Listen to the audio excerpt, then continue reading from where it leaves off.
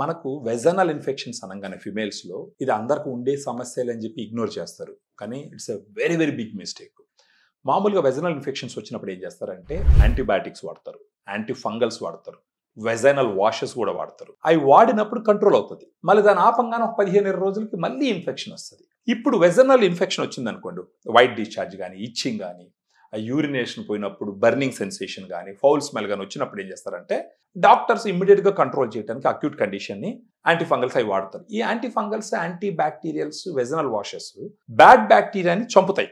దాంతో పాటు గుడ్ బ్యాక్టీరియాను కూడా చంపుతాయి. ఫెమిడిలైట్ అనేది క్యాప్సూల్స్ రూపంలో ఉంటుంది ఇది కదా, క్యాప్సూల్స్ రూపంలో ఉంటుంది. ఇలా గుడ్ బ్యాక్టీరియాని చంపినప్పుడు ఏమవుతుందంటే అక్కడ మళ్ళా అసిడిక్ ఎన్విరాన్మెంట్ని మెయింటైన్ చేసేటటువంటి బ్యాక్టీరియా ఉండదు.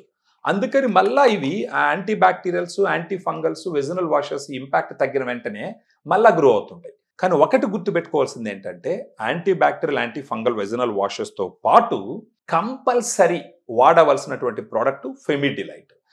ఈ దీంట్లో 30 క్యాప్సూల్స్ ఉంటాయి మేడం. ఒక నెల రోజులకు వస్తుంది. దీంట్లో గుడ్ బ్యాక్టీరియా ఉంటుంది.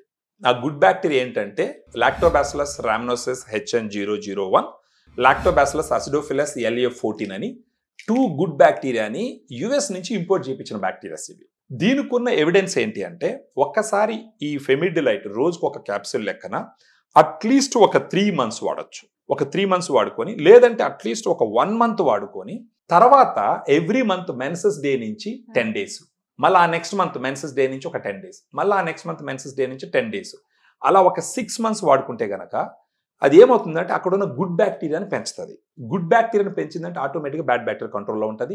వెజనల్ డిశ్చార్జెస్ ఉండవు, ఇరిటేషన్ ఉండదు, పెయిన్ ఉండదు, స్మెల్ ఉండదు, క్లీన్గా నీట్గా ఉంటుంది.